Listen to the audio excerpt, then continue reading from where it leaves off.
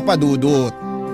Magandang araw po sa inyo at sa mga kabarangay natin na nakikinig sa Barangay Love Stories. Itago nyo na lamang po ako sa pangalang Malin. 43 years old at nagtitinda ng tinapa at iba pang mga isdang pinatuyo dito sa palengke sa Quiapo. Tuwing tanghali ay hindi talaga mawawalang pakikinig namin sa inyong programa at masasabi ko na naging parte na kayo ng araw-araw naming pagtitinda, Papa Dudut.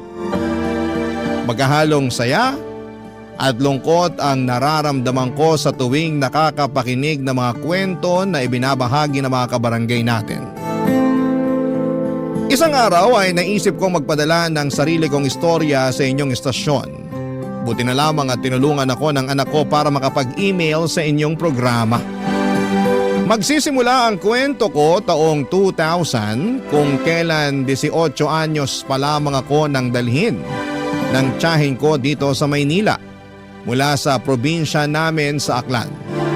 Bata pa lamang ay pangarap ko na talagang makatungtong sa lugar na ito dahil marami akong mga magagandang kwento na naririnig at nababasa tungkol sa Maynila.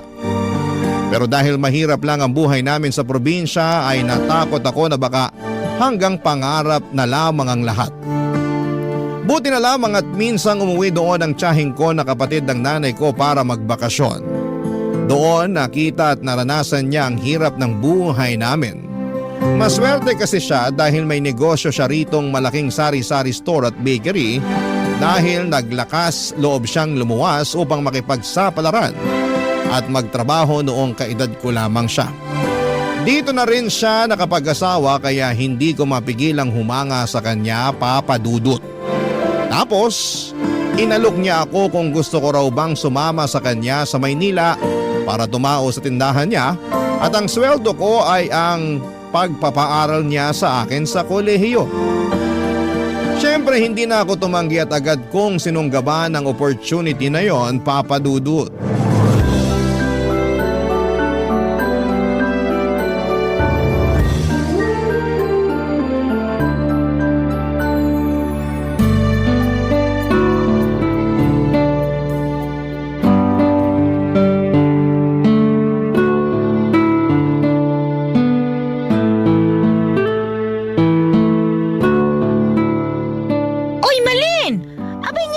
Mo naman yung mga customer. Baka isipin ng mga yan na tinatarayan mo sila. Hala, nginingitian ko naman po sila, Chang. Mabuti, pero kausapin mo pa rin. Para naman maging close mo. Mga suki ko na yan, mga yan eh. Dito lagi bumibili sa tindahan ko. Minsan nakikipagkwentuhan talaga yung mga yan.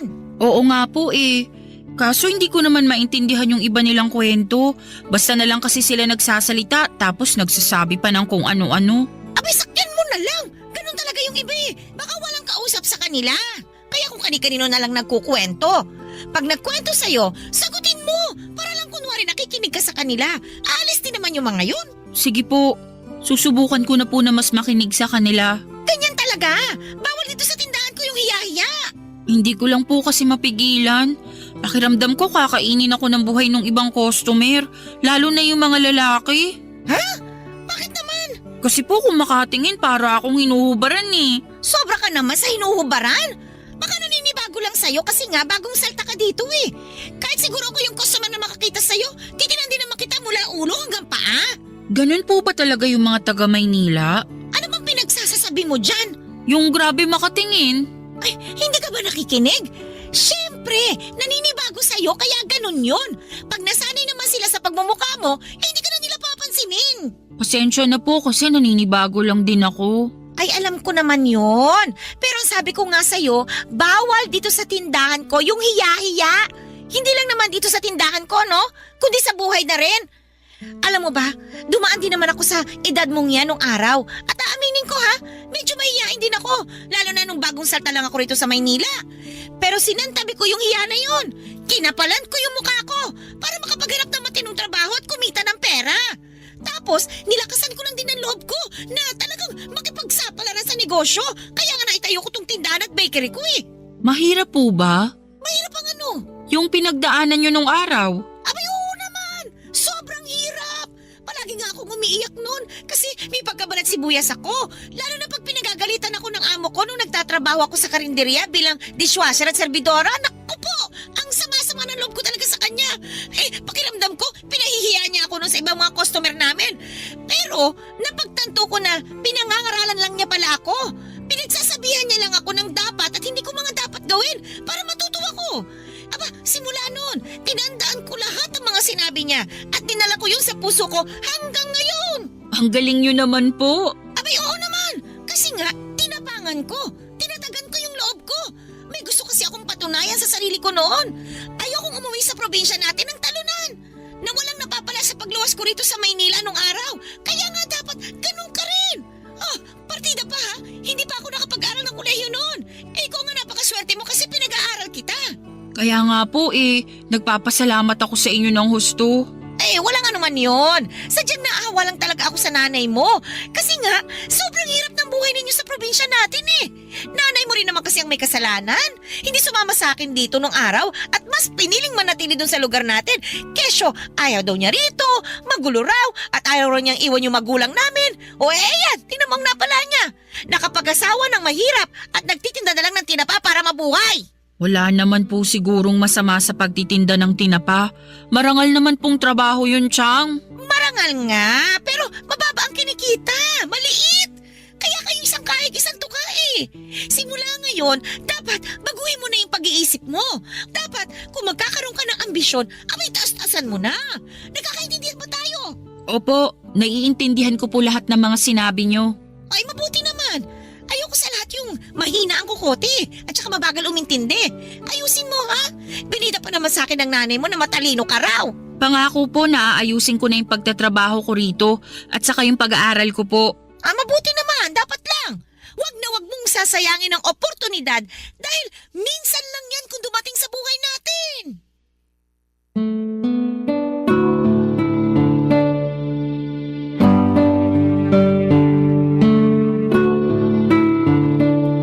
Papadudot, 6 kaming magkakapatid at ako ang pangatlo. Mangingisda ang trabaho ng tatay namin samantalang nagtitinda naman ang tinapa si nanay.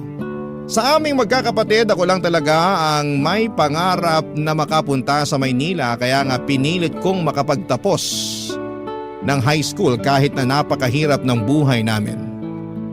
Bata pa lamang ay tumutulong na ako kay nanay sa pagtitinda ng tinapa para kahit papaano ay may pambaon ako. Sa kabila ng lahat, isang kahig at isang tuka pa rin ang pamumuhay namin. Kaya nga malaki ang pasasalamat ko sa tiyahing ko na sumalba sa akin sa sitwasyong kinakalagyan ko sa probinsya namin. Pakiramdam ko ay binigyan niya ako ng panibagong pag-asa na magpatuloy sa buhay at mangarap ng malayo katulad niya.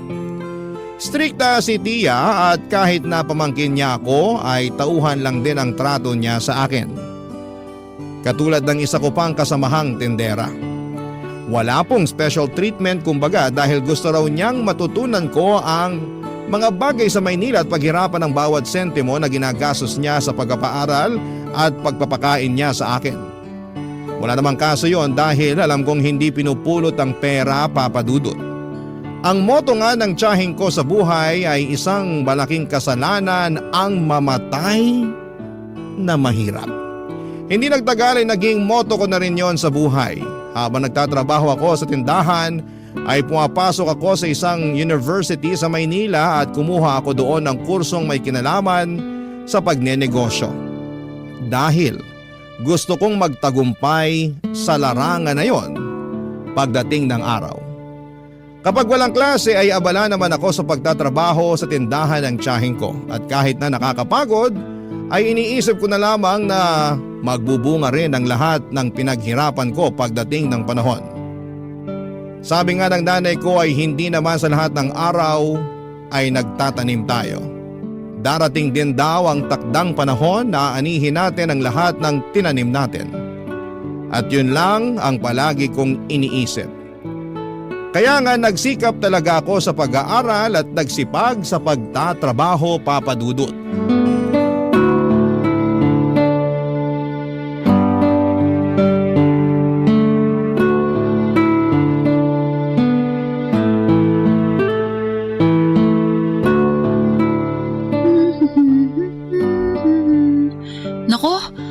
dami namang duming nakasiksik sa sulok ng mga upuan.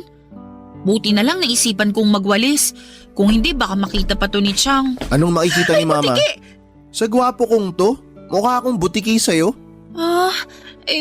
Hindi ko naman sinasadya, Jordan. Nagulat lang kasi ako dahil nandyan ka pala. Akala ko nandun ka sa kwarto mo. Kanina yon. Nagutom ako kaya lumabas ako. Kukuha sana ako ng pagkain sa ref kaso nakita kitang nakatuwad dyan. Anong nakatuwad? Ay, mali. Sorry, hindi ka pala nakatuwad. Hindi naman talaga. Pero nakaano ka? Ano, yung pinapakita mo yung balakang mo. Tsaka… Wala akong pinapakita. Nagwawalis ako. Nagwawalis ka. Kitang-kita ko tuloy yung malaki mong balakang. Ha? Ang bastos mo naman? Di bastos yun, no? Pinupuri nga kita eh. Paanong pinupuri yun? Pinapansin mo yung balakang ko. Pansin na pansin naman kasi. Tsaka baka hindi ka lang sanay. Ano sinasabi mo hindi lang ako sanay? Na pinapansin yung balakang mo. Alam mo dito sa Maynila, normal na yung ganyan. Karamihan nga sa mga babae natutuwa kapag sinasabihan sila na medyo malaki yung balakang nila eh. Pati na yung puwetan nila tsaka hinaharap. Tuwan-tuwa sila pagka napapansin yung mga yun. Dami kaya nangangarap ng ganyang katawan katulad sa'yo. Pasensya na pero hindi naman ako lumaki rito sa Maynila.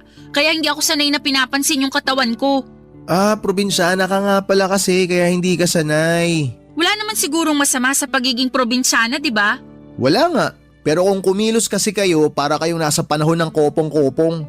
Masyado kayong konserbatibo na wala na sa lugar. Lahat na lang binibigyan nyo ng mali siya. Para sa kaalaman mo, hindi lahat ng nasa probinsya ay konserbatibo. At saka hindi kasalanan ng isang babae na maging konserbatibo siya. Ibig sabihin lang nun, may respeto siya sa sarili niya. Pag hindi ba konserbatibo, wala nang respeto sa sarili? Depende kung paano mo titignan. Pero sana marunong ka ring rumispeto sa iba. Depende yun sa tao kung rerespetuhin ko. Pero kung ikaw, wag na lang. At bakit naman? Bakit? Sino ka ba?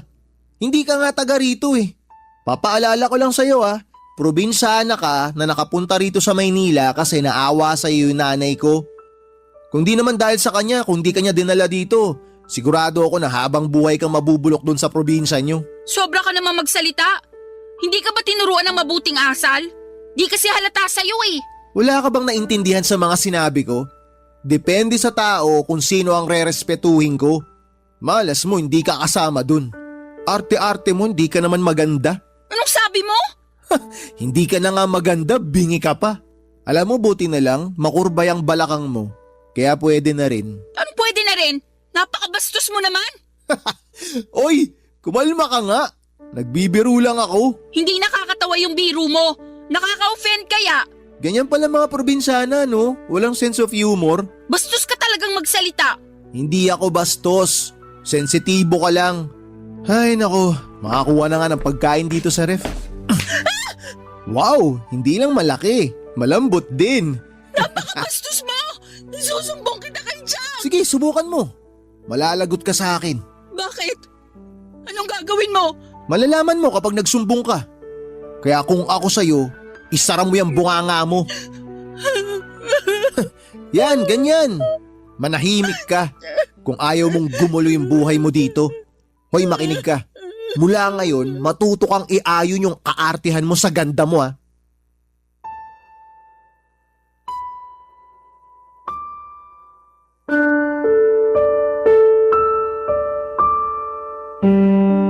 Papadudot, may 2 anak na lalaki ang tiyahing ko at si Jordan ang panganay.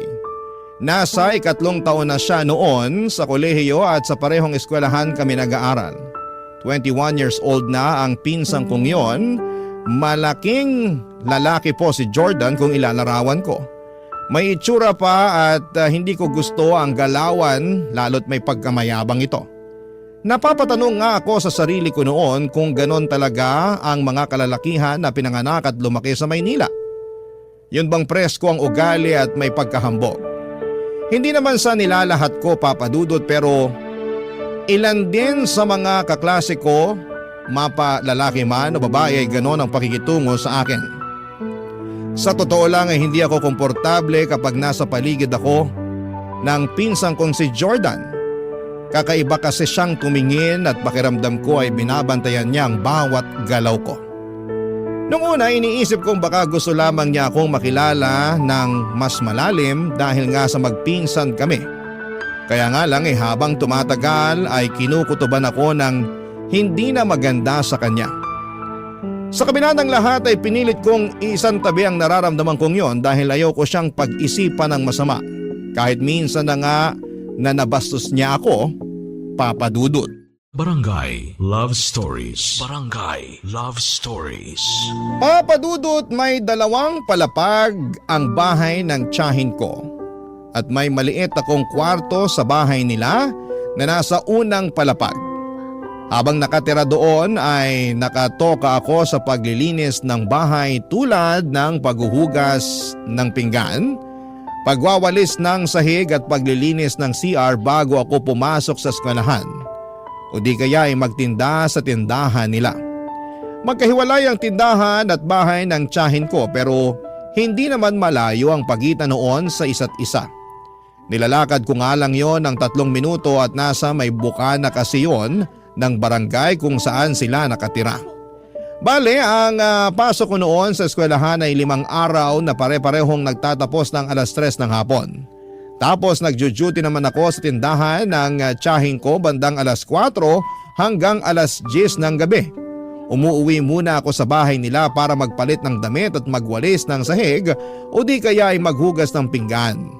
Pagka-uwi ko ng 10:00 ng gabi ay saka pa lamang ako mag-aaral kung may kailangang mapag-aralan o di kaya ay mag-aasikaso para makatulog na. Kaya lang isang gabi ay may nangyari na hindi ko po lubos na inaasahan.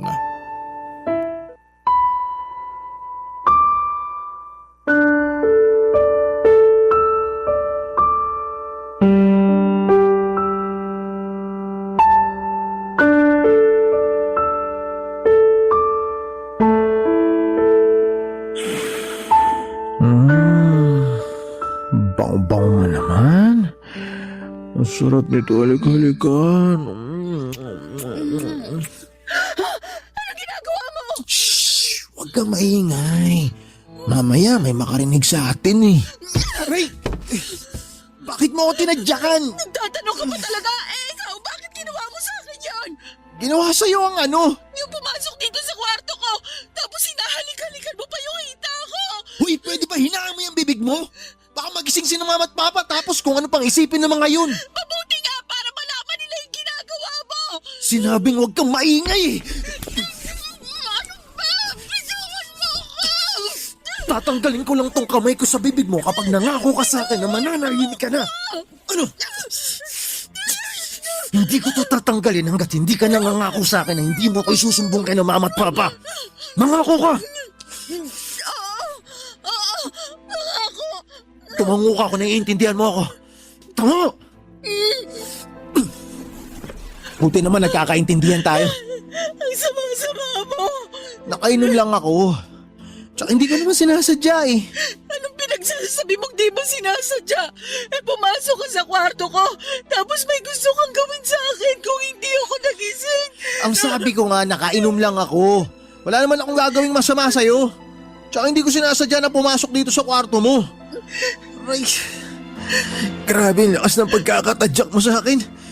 Sakit ng tagiliran ko. Kulang pa nga yan! Dapat sa'yo sinusumbong sa mga magulang mo para malaman nila na meron silang manyakis na anak. Sinong manyakis? Sino pa ba? Eh di ikaw? Uulitin ko lang ha. Wala akong ginawang masama sa'yo. Tsaka ipapaalala ko lang na nasa bahay ka namin. Kung magsusumbong ka, sigurado ka bang maniniwala ang mga magulang ko sa'yo? Baka nakakalimutan mo kung sinong anak sa ating dalawa. Magsama-sama mo! Masama na kung masama, wala akong pakialam. Pag nagsumbong ka kay mama, gagawin ko lahat mapalayas ka lang dito sa bahay namin. Baka gusto mo bumalik sa probinsya nyo para magtinda ka na lang din ng tinapa kasama ng nanay mo. Siyempre hindi! Kaya nga ako sumama sa mama mo para magtrabaho rito kapalit ng pagpapaaral niya sa akin. Pero sana naman kahit probinsyana lang ako at mahirap lang ang buhay namin sa probinsya, matuto ka pa rin rumispeto. Hindi ka nga kasi karespe-respeto. Nakainom lang ako kaya dito ako pumasok sa kwarto mo. Kaya medyo hindi ako nakapag-isip ng matino. Ang bata mo pa! Pwede ka na bang uminom at magpakalasing? Oo naman, matanda na ako. Pwede ko nang gawin kahit na anong gusto ko. Ayusin mo yung pagdadala ng alak. Hindi yung imbis na sa tiyan mapupunta ay umaakit sa ulo mo kaya apektadong pag-iisip mo. Manahimik ka na. Dami mo sinasabi. Totoo naman eh. Ay, pupunta na nga ako sa kwarto ko. Wala naman ako mapapala sa'yo. Umalis ka na at huwag ka nang babalik. Bakit naman ako babalik? Taas naman ang tingin mo sa sarili mo. Kala mo maganda ka? Pangit mo, tanga. Alis na sabi! Oo, eto na, alis na. Masyado ka namang atat. Eto, lalabas na nga oh. Sa susunod, maglalak ka na ng kwarto mo ah. Bida-bida ka rin eh. Baka mamaya, sinadya mo lang talaga na hindi ilak tong pinto para may makapasok dito sa kwarto mo. Anong pinagsasabi mo? Nakalimutan ko lang ilak yung pinto ko pero hindi ibig sabihin basta-basta mo na lang akong papasukin dito. Kasalanan mo naman pala eh. Sisihin mo sarili mo. Huwag ka nang bibintang ng ibang tao. Papa Dudut, siguro'y nakatulog na ako noon ng ilang oras nang mangyari ang pagpasok ni Jordan sa kwarto ko. Hindi ko na maalala kung nakakandado ko or nakandado nga ba ang pintuan pero mukhang hindi dahil sa sobrang pagod. Kaya siguro'y nakapasok na siya. Gulat na gulat ako at takot na takot dahil sa ginawa niya sa akin ng gabing yon. Nasa impluwensya pa siya ng alak at pinagbantaan pa ako na huwag magsumbong sa tiyahin ko kundi ay mananagot ako sa kanya. Ewan ko Papa Dudut pero para na lamang akong napipi at napatango na lamang sa kanya bilang pagsang-ayon ng gabing yon. Tapos ay kita ko sa pagmumukha niya na wala siyang pagsisisi. Tiningnan niya pa ako ng masama saka sarkastikong tumawa bago lumabas ng kwarto ko. Pagkalabas niya ng pintuan ay dali-dali ko yung kinandado sabay halukip-kip ng sarili ko. Tandang-tanda ko na hindi ako masyadong nakatulog ng maayos ng gabing yon. Hanggang mag-umaga sa takot na maulit pa ang mga nangyari, Papa Dudut.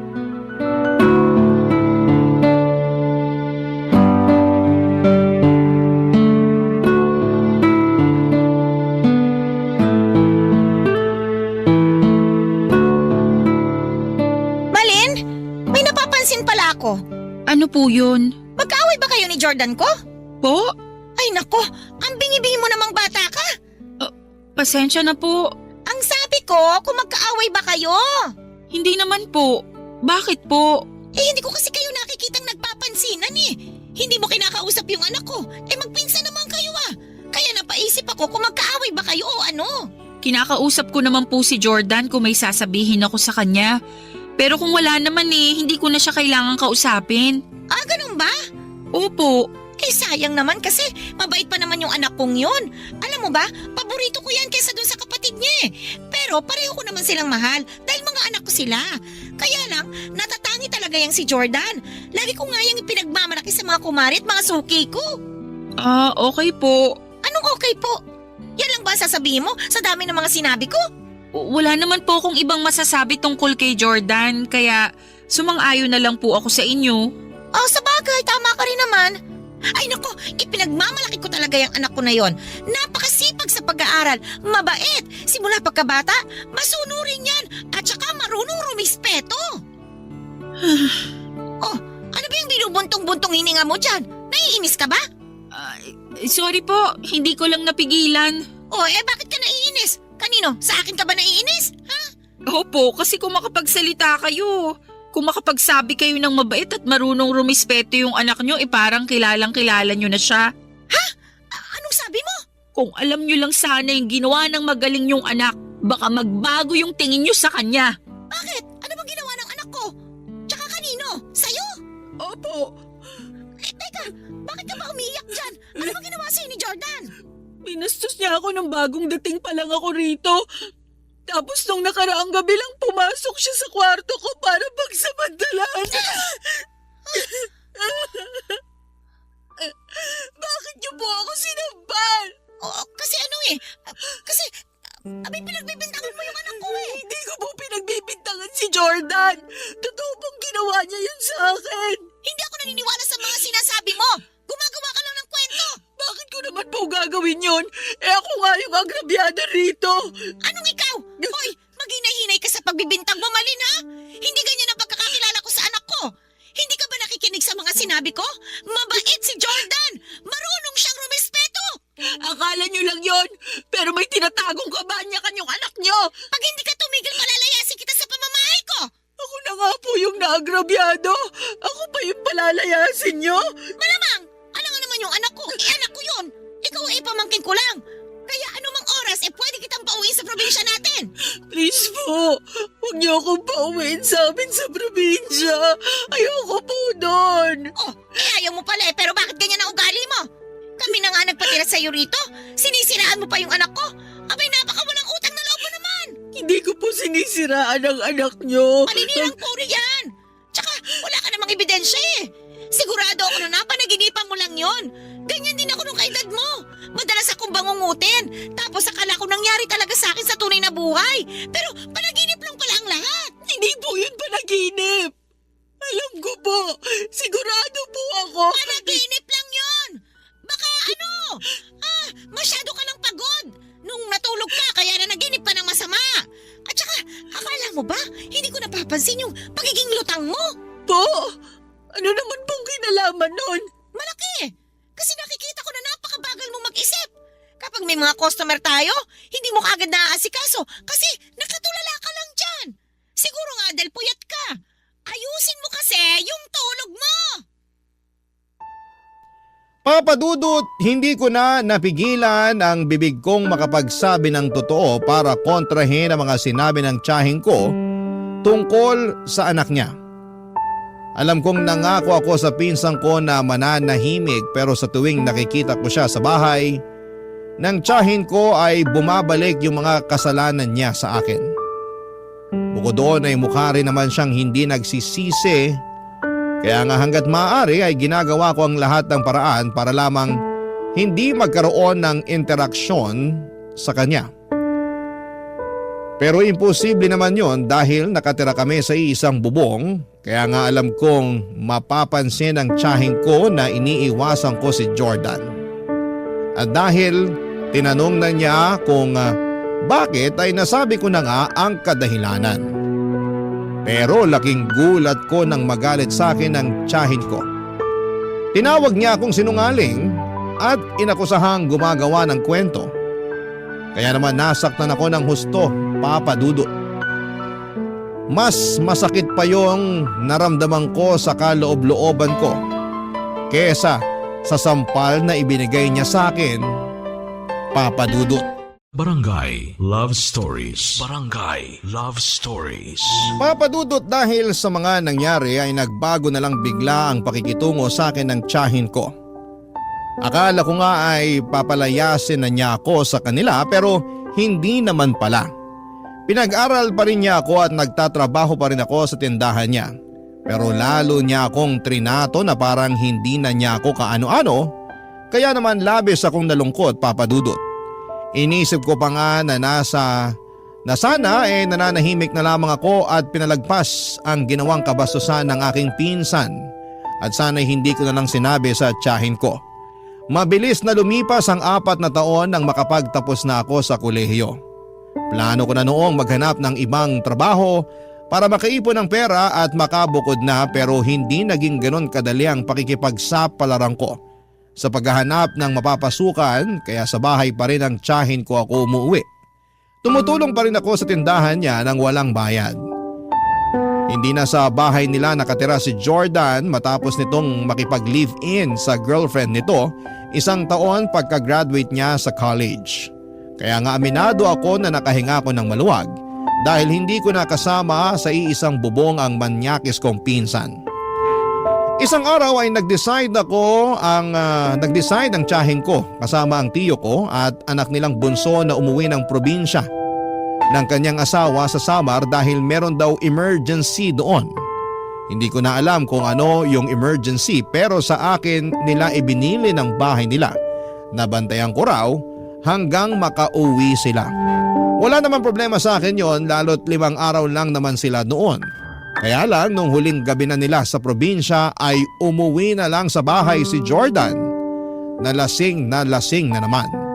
At ako kaagad ang pinagdiskitahan niya matapos ko siyang pagbuksan ng pinto. Tinulak niya ako sa sofa. at agad na pinatungan.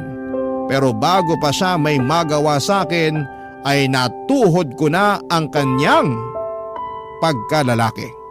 Tapos mabilis akong tumakbo sa kusina para kumuha ng kutsilyo sabay tutok sa kanya. Doon na siya nahimasmasan at nakipag-areglo sa akin. Nagsorry siya at nakiusap na ibaba ko na ang kutsilyo. Wala naman talaga akong plano na saksakin siya pero namumuro na siya ng mga panahong yon. Nagawa lang daw niya yon dahil nilayasan daw siya ng kinakasama niya pero hindi ko na siya pinakinggan. At agad akong nagkulong sa kwarto ko ng gabing yon. Kinabukasan ay maagang dumating si Tia sa bahay Papa Dudut.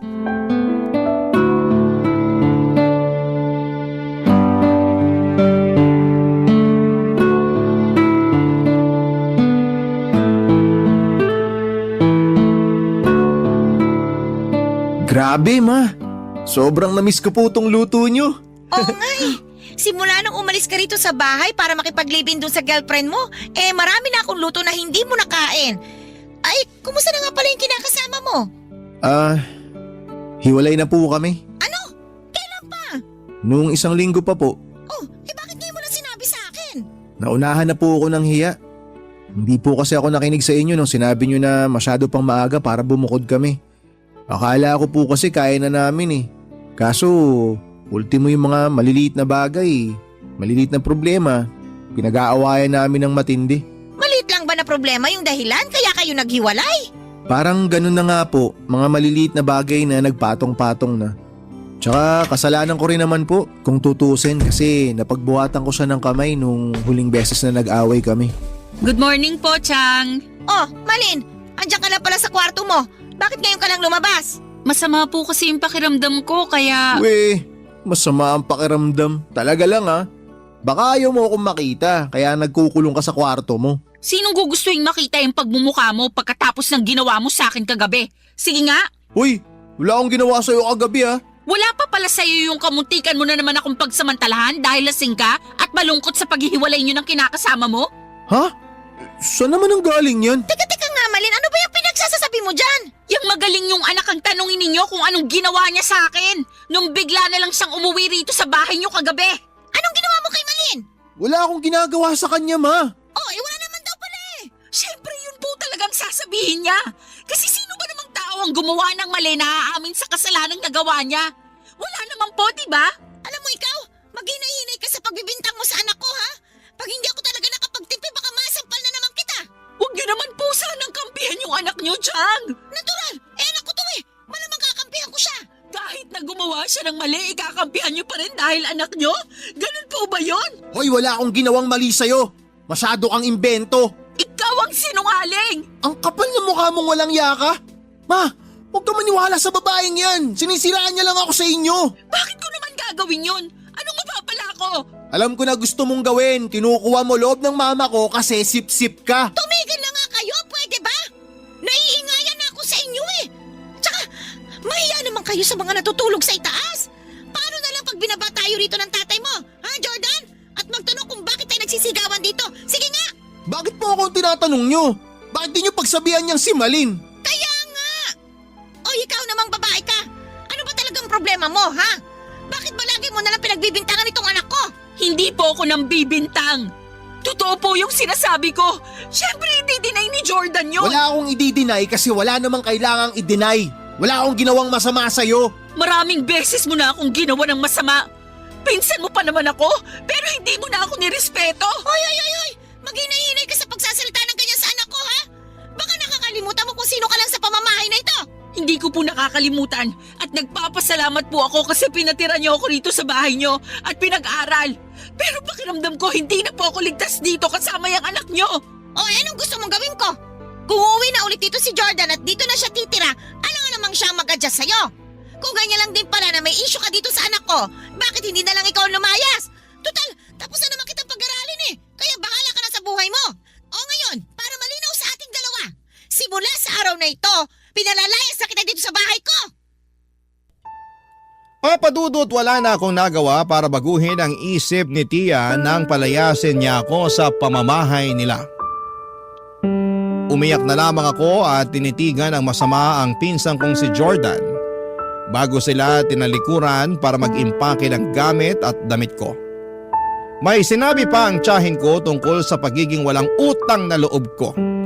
Pero hindi ko na siya masyadong pinakinggan. Dali-dali akong umalis sa bahay nila kahit na wala pa akong kain at ligo ng mga panahong yon. Sa totoo lang ay gustong-gusto kong magsumbong sa pulis. Pero natakot ako sa pwedeng gawin sa akin ng tiyahin ko. Pinagbantaan din niya ako na magpapakalat siya ng masamang kwento tungkol sa akin sa probinsya para masira ko. Kaya naman hindi niyo ako masisisi kung pinanghinaan ako ng loob ng mga sandaling yon. Siguro ako pa rin talaga yung probinsyana na kinuha niya sa Aklan at pinag-aral sa Maynila. At kahit na ilang taon na ako rito ay hindi ko pa rin nagawang baguhin noon ang dati kong sarili. Na mahiyain at mahina ang loob. Kaya naman mas pinili ko na lamang na kimkimin ang lahat at nag-focus sa paghahanap ng trabaho habang naghahanap ng matutuluyan. Sobrang hirap dahil naranasan kong matulog sa kalsada nung araw lalo at wala pa akong nahahanap na mapagkakakitaan. Buti na lamang at may mabuting loob na tumanggap sa akin bilang tindera at tagahugas ng pinggan sa isang kainan kaya nagsimula na akong kumita ng pera. Gustong-gusto ko nang umuwi noon sa Aklan. Pero ayaw ko pa rin naman dahil wala pa ako kaya nag-ipon na lamang ako ng pera para may panggastos ako, Papa Dudut.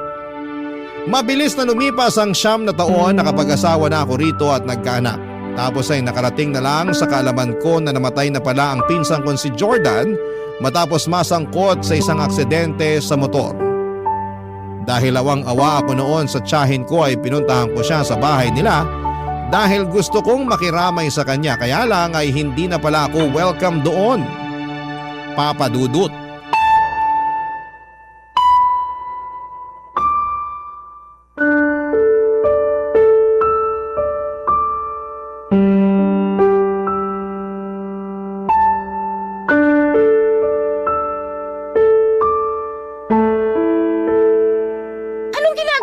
Sa burol ng anak ko, Malin. Gusto ko lang naman pong makiramay sa pagkamatay ni Jordan kaya nagpunta po ako rito. Pero alam mo ba na hindi ka na welcome sa pamamahay ko simula nung pinalayas kita? Kaya ewan ko na lang talaga sa kung anong klaseng kakapalan talaga na mukha ang meron ka para bumalik ka pa rito. Kung ano man po yung hindi natin pagkakaunawaan nung araw, ikalimutan na lang po natin. Magkapatawaran na po tayo. At saka nandito ko kasi malungkot ako dahil wala na ang pinsan ko. Anong malungkot?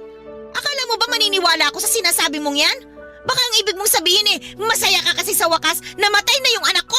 Hindi po totoo yan. Hindi raw totoo, pero alam kong yun ang matagal mo nang gusto mangyari sa kanya. Kahit kailan hindi ko po hiniling na mamatay si Jordan. Kahit na ginawa niya ako ng masama. Saka hindi po ba kayo nakikinig? Kalimutan na natin yung nangyari noon at magkapatawaran na tayo. Napatawad ko na po si Jordan. Matagal na panahon na. Pwes, hindi ako ganun kadaling magpatawad, lalo na sa katulad mong walang utang na loob sa akin. Alam mo, nito ko lang napagtanto na may sa demonyo ka pala. Ano pong sinasabi niyo? Na anak ka naman kukulam. Kasi may dala kang sumpa sa pamilya namin. Simula nung umalis ka, nagkanda-leche-leche na yung buhay namin. Halos malugi na yung tindahan at bakery ko. At kulang na lang magsara na. Mabuti na lang kahit papano na ilaban ko. Kaya nakakabalik pa rin sa akin yung puhunan ko kahit paunti-unti. Tapos yung mister ko, nagkasakit ng malubha. Kaya kinailangan siyang operahan. Yung anak kong pangalawa, nakabuntis naman. Kaya hindi nakapagtapos ng kolehiyo. Tapos ngayon, namatay naman si Jordan. Lahat yun, kasalanan mo. Wala po akong ginagawang masama sa pamilya niyo, Chang. Ako nga yung ginawa ng masama ni Jordan, tapos hindi niyo naman ako pinaniwalaan. At bakit? Sino ka para paniwalaan ko, ha? Kaya siguro kayo kinarma kasi masama talaga ang ugali niyo. Anong sinabi mo? Sabi ko, masama talaga ugali niyo. Kunwari lang kayong concern kayo sa akin kaya tinulungan niyo ako makapunta rito sa Maynila at pinag-aaral. Pero sa huli, sinusumbatan niyo lang din ako. Kahit kailan, wala ka talaga Malaki po ang utang na loob ko sa inyo. Nire-respeto ko kayo bilang tiyahin ko at nagpapasalamat ako sa inyo ng husto dahil tinulungan niyo akong makapag-aral at makaalis sa probinsya namin. Pero sobra-sobra po yung kapalit nun sa akin. Wala po kayong alam kung paano ako nabuhay sa takot at kaba pag nasa paligid yung anak niyo. Simula nung ginawa niya ako ng masama. Tapos kayo na inaasahan kong magiging kakampi ko, hindi pa naniwala sa akin. Kung ano-ano rin pong masasakit na salita ang sinabi niyo sa akin na kinimkim ko lang sa dibdib ko kasi umaasa ako na mawawala rin yon. Kaya nga pumunta ako rito ngayon para makiramay sa inyo. Kaya lang pinapasama niyo na naman yung loob ko. Sana kasi hindi ka nalang pumunta dito eh. Sana hindi ka nagpakita sa akin. Kasi ayaw ko naman makita yung pagmumukha mo talaga. At kahit ano pang sabihin mo, hindi ako naniniwala na wala kang dalang malas. May sakampon ka ni Satanas. Kaya lumayas ka na ngayon sa harap ko.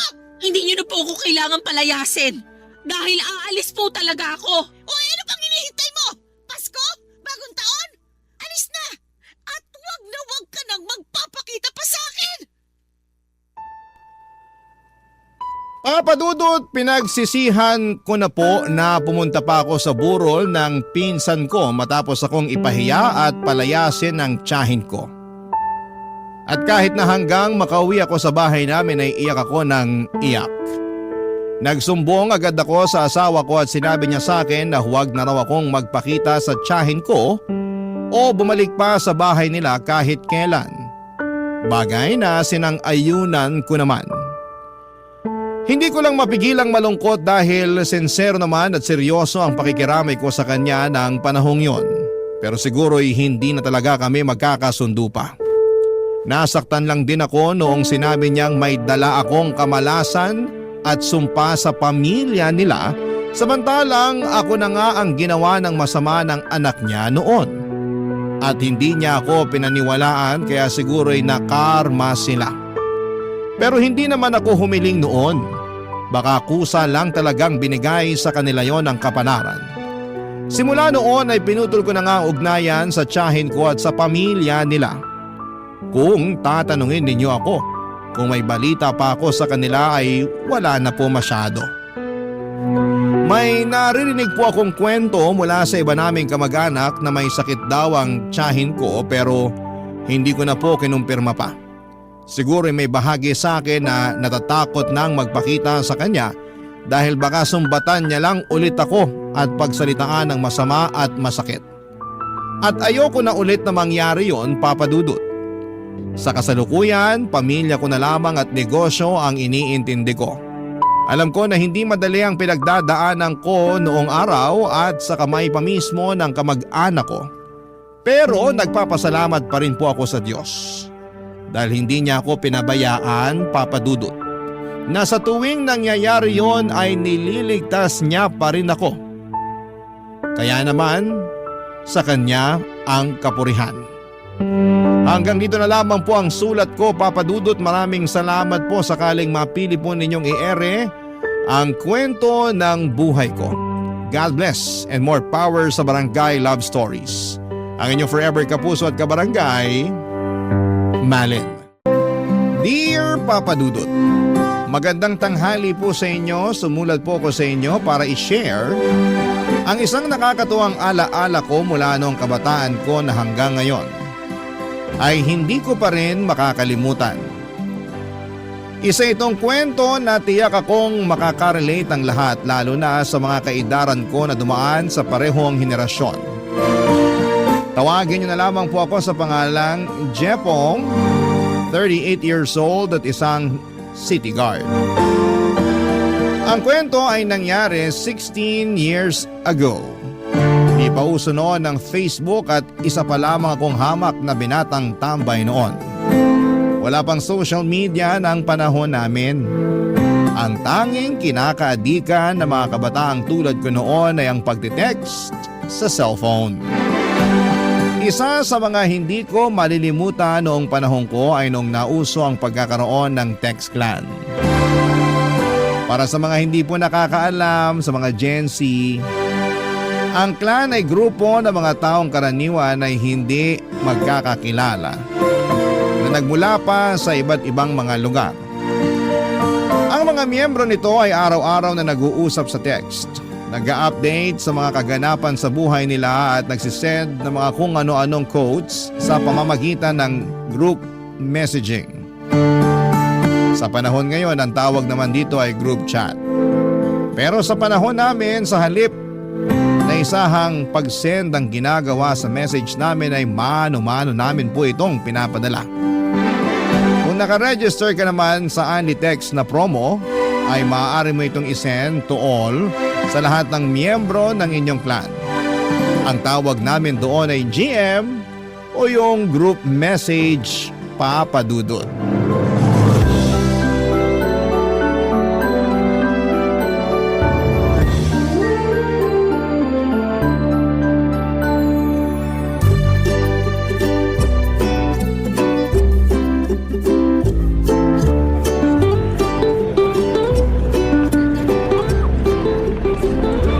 Ano na naman tong GM na sinend mo? Lyrics yan ng bagong kanta. Ganda no? Relate ka ba? Tungkol yan sa taong iniwan. Ang drama mo naman. Paano ka makaka-relate sa ganyan wala ka namang nobya? Bakit? Yung may girlfriend lang ba kailangang makarelate sa lyrics ng mga kanta? Hindi naman, pero ang corny kasi. Dapat yung mga nakakatawang joke ang gini-GM mo para nakaka-good vibes. Sus, di mo lang alam kasi yung kanta eh. Hindi nga, tsaka hindi ako interesado. Hindi naman ako mahilig sa mga banda-banda na yan eh. Kaya di ka makarelate sa kung anong sikat ngayon eh. Sa bagay, matanda ka na pala. 27 lang ako, boy. 5 taon lang pagitan natin. Kung makapagsalita naman to. Matanda na yun. Ikaw nga yata pinakamatanda sa clan natin ngayon eh. Sira ulo to. Pasalamat ka nga, sinali pa kita sa clan eh. Nakasali nga, pero ang boring naman ng clan mo. Wala man lang maayos na kausap dun. Puro bata kasi. Tapos iilan lang yung kaidara natin dun. Sinali lang din naman kasi ako ng katrabaho ko doon, pampatay oras. Pero kung naghahanap ka ng mas magandang grupo, may bagong clan na nagre-recruit sa akin ngayon. Talaga? Oo, bawal ang bata doon. Walang menor de edad. Kaya mas maganda to kaysa sa clan na meron tayo ngayon. Sali mo ako, dali. Kung gusto mong sumali, kailangan mo munang umalis sa current clan natin ngayon. Bakit naman? May rules sila na 1 clan per person lang eh. Hindi sila tumatanggap ng taong member na ng ibang clan. Bakit daw? Ewan ko.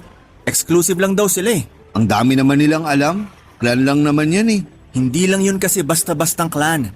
Halos lahat ng member doon, sobrang close na nila sa isa't isa. Magkakaibigan na sila. May mga nagkatuluyan na nga rin eh. Talaga? Pero hindi ba bawal magpakilala sa mga clan?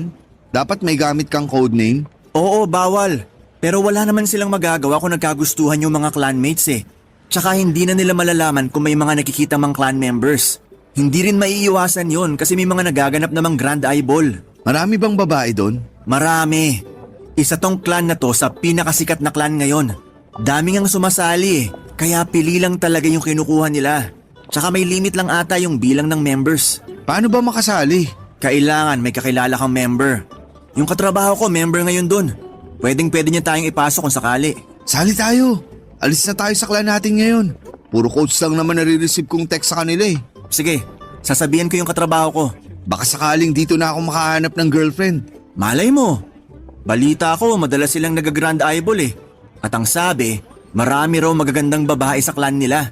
Gusto ko yan. Para makakilala naman tayo ng bagong kaibigan. Teka lang, itetext ko na yung katrabaho ko. Nag-send yun nung nakaraan ng form na kailangang sagutan eh. Teka, kailangan pa bang magbigay ng personal information? Oo, pero yung mga admin lang naman na makakaalam ng impormasyon na ibibigay mo. Bawal pa rin magpakilala. Pero dapat alam ng mga admin yung totoong pagkakakilanlan mo. Para kung sakaling may masamang mangyari o kung may gawin kang hindi maganda, madali ka lang nilang matuntun. Nakakatakot naman pala yung clan na yan. Nakakatakot kung may plano kang gumawa ng masama. Pero kung ang hanap mo lang naman ay kaibigan o girlfriend, mag-i-enjoy ka rito. Yun ang sabi ng katrabaho ko. Hindi ko pa naman nararanasan kaya hindi ko pa masasabi kung totoo yung mga yun. Hindi ka ba sasali? Sasali ako kung sasali ka. Oo, sasali ako. O sige, paalam na lang muna tayo sa clan natin bago tayo sumali sa bago para matanggap tayo agad. Sige, uunahan ko nang magpaalam kay admin. Tandang-tanda ko pa. Palagi noong nauubos ang pera ko para lamang makapag-load ng Anlitext at Anlicall para lamang makapag-update ako sa clanmates ko. Mahal kasi ang bayad kada text noon kaya kailangan mag-register sa mga promo. Isang requirement sa grupo namin noon ay kailangan naming mag-send ng group text sa lahat ng clan members kahit gaano pa ito kawalang kwenta. Ang ginagawa ko noon ay nagsasend ako ng mga quotable quotes kada hapon at kung sino man ang mag-reply sa message ko, ayun na ang nakakausap ko lalo na kapag bored ako. Bawal ang magbigay ng totoong pagkakakilanlan kapag miyembro ka ng clan. Meron kaming kanya-kanyang code name noon at ang gamit ko dati ay Emo Punk 57 para medyo rebelde ang datingan.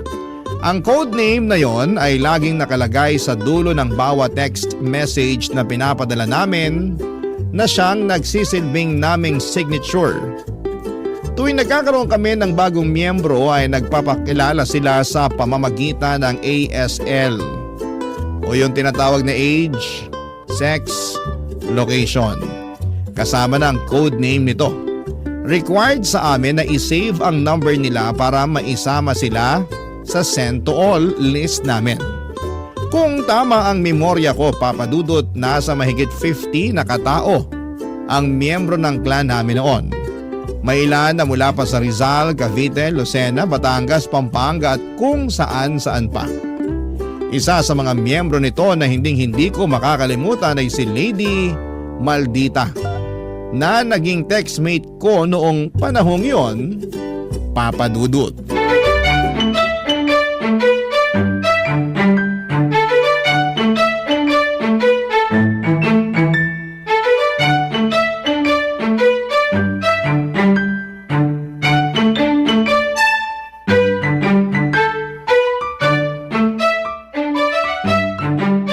Sarap ng ngiti ah!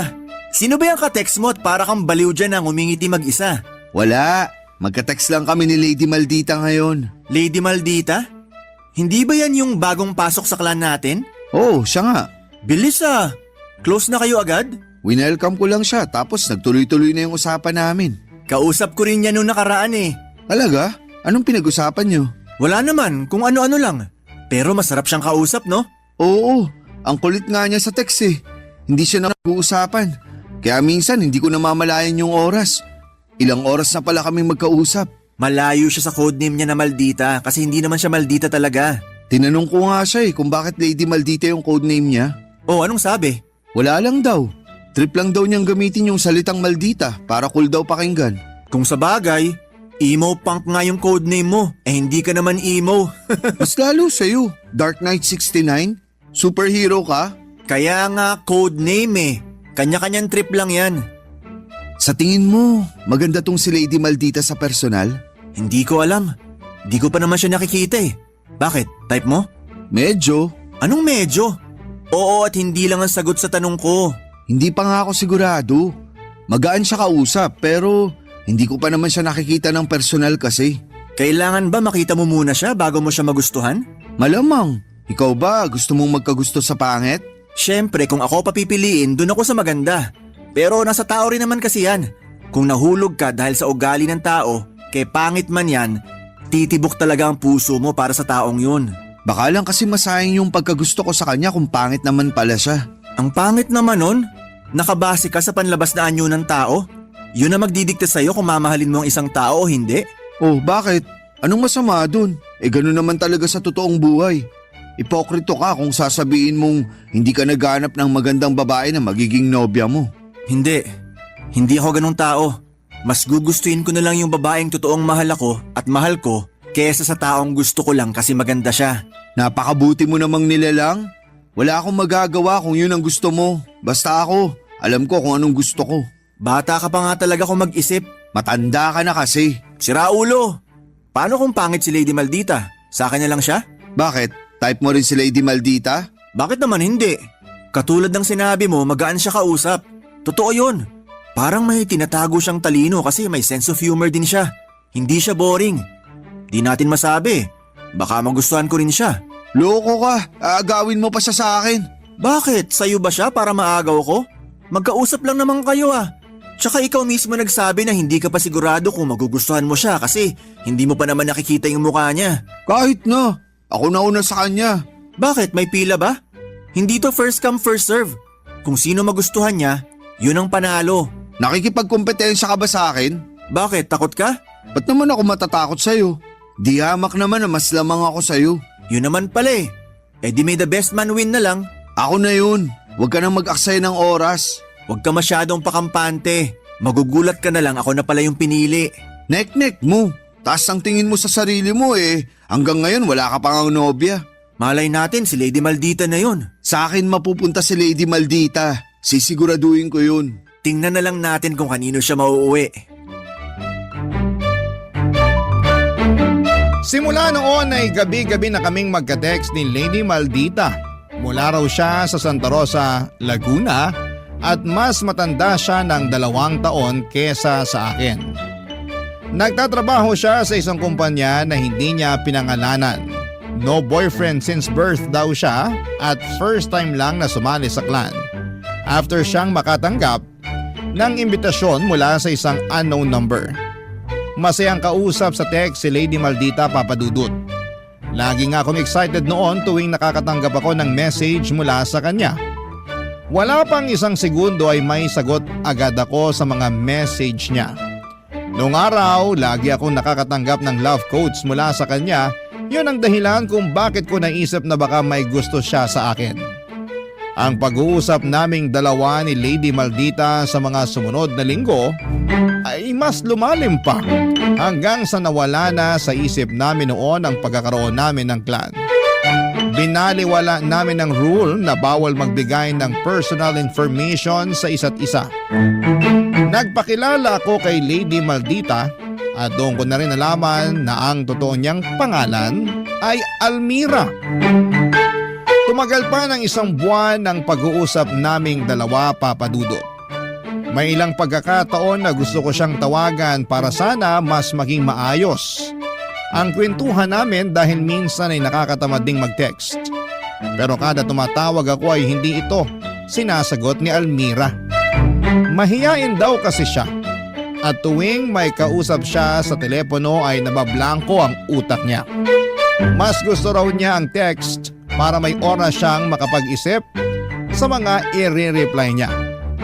Hindi nga naglaon, Papa Dudut, ay sinubukan kong ligawan si Almira dahil alam kong noong time na yon ay interesado rin sa kanya si Ronnie. At ayokong maagawan ako sa pagkakataong ito, Papa Dudut. Barangay Love Stories. Barangay Love Stories. Papa Dudut, hindi ko po alam kung papaano ang panliligaw na ginawa ni Ronnie kay Almira, pero sa aming dalawa ako ang nagwagi. Papa Dudut, dahil ako ang sinagot niya sa aming dalawa. Naging girlfriend ko siya kahit na hindi namin alam ang itsura ng bawat isa. Yun ang naging thrill ng relasyon naming dalawa at yun din siguro ang naging dahilan kung bakit nagtagal kami. Mas na-excite kaming dalawa dahil may kanya-kanya kaming bersyon na ini-imagine namin para sa bawat isa. Si Almira ang naging laman ng buhay ko sa mga sumunod na buwan. Sa kanya umikot ang mundo ko dahil siya lang ang nakakaintindi sa mga problemang pinagdaraanan ko. Tuwing magkausap kami noon, pakiramdam ko ay may sarili kaming mundo malayo sa mga tao, malayo sa mga problema. Inggit na inggit nga sa akin noon si Ronnie dahil ako ang nagwagi sa puso ni Almira. Hindi nga nagtagal ay dumating din ang pinakaabangan kong araw, nag-set ng grand eyeball ang clan namin. Noong nalaman ni Almira ang tungkol sa grand eyeball ay nag-alangan siya. Matagal bago ko napapayag si Almira na sumama sa eyeball na yon. Ginawa ko ang lahat para lamang mapa-oo siya. Lahat ng rason niya para hindi makapunta ay hinanapan ko pa ng solusyon. Willing pa nga ako magbayad noon ng pamasahe nito at tutulugan para lamang makadalo siya. Sa huli ay napilit ko siyang sumama para makapagkita na kami. Matapos ang napakahabang panahon ng pagchat-chat at pagte-text naming dalawa.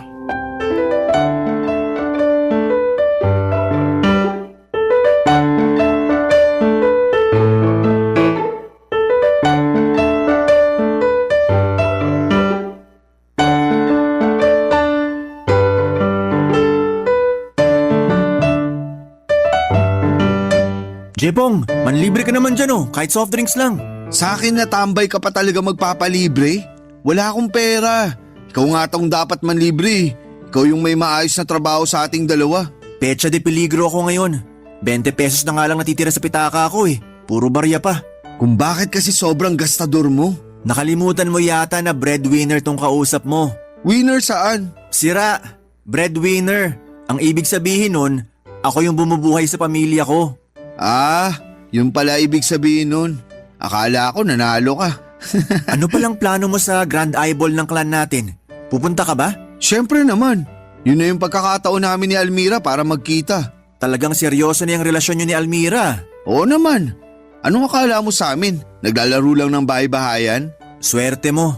Ikaw yung pinili sa ating dalawa. Sabi ko naman sa'yo, ako yung pipiliin Kung naniwala ka lang sana sa akin, hindi ka na nag-aksaya pa ng oras. At least sinubukan ko. Talunan man, wala akong pagsisisi. Wala ka naman sigurong tampo sa akin dahil hindi ka pinili. Ba't naman ako magtatampo? Ano ako, bata? Masaya nga ako na may girlfriend ka na ngayon. Matagal mo na yung hiling kaya bigay ko na yan sa'yo. Inggit ka no? Sus! Ako? Maiinggit? Marami pang babae dyan. Hindi ko kaiinggitan yung girlfriend mong walang muka. Pero, paano pala kung hindi mo siya type? Paano kung pangit siya? Malaki ang tiwala ko na maganda tong si Almira. Paano mo nasabi? Basta, Hindi pa ba sapat yung naging ugnayan yung dalawa na kung sakali mang hindi siya kagandahan magugustuhan mo pa rin siya? depende na lang siguro. Paanong depende? Hindi ko masabi sa ngayon Tingnan na lang natin kung ano yung mararamdaman ko kapag nakita na namin ang isa't isa. Tsaka, wag natin pangunahan yung sitwasyon.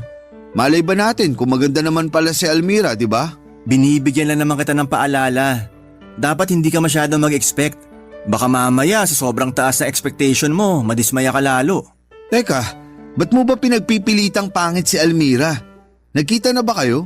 Hindi Nagkita na kayo, no? Kaya ka ganyan makapagsalita. Uunahin niya makipagkita sa akin kesa sa'yo mismo na boyfriend niya? Mag-isip ka nga, Jepong, kung ano-ano iniisip mo dyan. Ang sa akin lang naman, ano man yung maging itsura ni Almira, sana tanggapin mo pa rin siya. Swerte ka kung maganda siya, pero paano kapag hindi? Di pinaasa mo lang yung tao. Huwag kang mag-alala, hindi ko naman siya paaasahin Sana nga, kasi tao yun. May sariling damdamin at puso siya na masasaktan kapag bigla mo na lang siyang iiwan dahil lang sa itsura niya. Basta, malakas ang kutob ko, maganda si Almira. Maiinggit ka na lang sa akin kapag nakita mo siya. Katulad ng sinabi ko, masaya ako para sa'yo ano man ang mangyari. Hindi kita kaiinggitan kasi kaya ko rin maghanap ng babaeng para sa akin. Sumama ka na lang kasi sa eyeball para sabay nating makita si Almira. Pustahan ulit tayo kung gusto mo. Wag na. Bigay ko na sa iyo yung araw na yon. Para sa inyong dalawa yon. Nagsaselos ka lang yata kaya ayaw mong pumunta sa eyeball. Jepong, sayong-sayo na si Almira. Huwag mo akong problemahin kasi marunong akong tumanggap ng pagkatalo. Sige, ikaw bahala. Tawagan mo kaya siya? Ayaw nga niya ng ganun. Awkward daw siya sa tawag. Bakit naman? Hindi ko alam. Basta, hindi raw siya mahilig sa mga tawag-tawag na ganyan. Nape-pressure daw siya. Weird Parang may tinatago. May tao bang hindi mahilig sa tawag? Meron, yung mga mahihain. Kapatid ko nga ayaw din sa ganun Magkikita naman na kayo Wala naman na sigurong kaso kahit magtawagan pa kayo sa cellphone. O sige, susubukan ko siyang tawagan ulit. Kahit na alam kong hindi naman niya ako sasagutin. Ilang beses ko na siyang sinubukan tawagan. Ayaw talaga niya. Eto na, tatawagan ko na.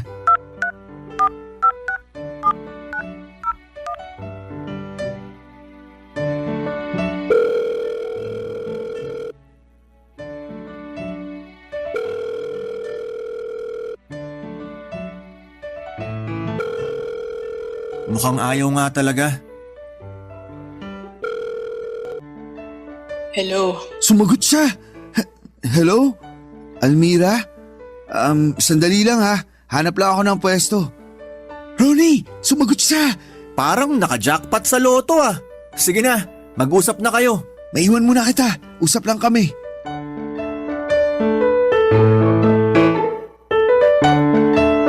Bagay na bagay ang boses ni Almira sa inimagine ko, Papa Dudut. Mas lalo tuloy akong na-excite dahil nabigyan ko na ng boses ang babaeng ilang buwan ko nang kausap. Kung pwede lang sana noong gabi-gabi na lamang kaming magtawagan kaso'y ayaw talagang sumagot ng tawag minsan si Almira. Gawa nga na may anxiety daw siya pagdating sa mga ganong klase ng pag-uusap. Kahit papaano naman ay minsan ay pinagbibigyan pa rin niya akong kausapin ko siya sa tawag kapag nakukulitan na siya sa akin. Sapat na para sa akin yon, Papa Dudut. Habang binibilang namin ang araw bago ang Grand Eyeball ng clan ay kung ano-ano ng plano ang binuo namin ni Almira kapag nagkita kami. After Eyeball ay nangako siya sa akin na mag-i-stay muna siya sa Maynila para magkasama pa kami ng mas mahaba. Para mapaghandaan ang unang pagkikita namin ni Almira ay nagpagupit pa ako noon at bumili ng bagong damit. Gusto ko kasi na presentable ako kapag nakita niya ako para hindi siya ma-disappoint sa akin. Hindi rin naman ako kapangitan, Papa Dudut. Alam kong may kaunting ibubuga rin naman ang itsura ko kaya sigurado ako noong hindi siya mate-turn off sa akin kapag nakita na niya ang itsura ko. Sa isang malaking mall ginanap ang Grand Eyeball ng clan namin, Papa Dudut. Halos nasa 30 katao din ang dumating na mula pa sa iba't ibang mga lugar. Ang pinakamalayo na sigurong miyembro namin ay dumating pa mula sa Tarlac.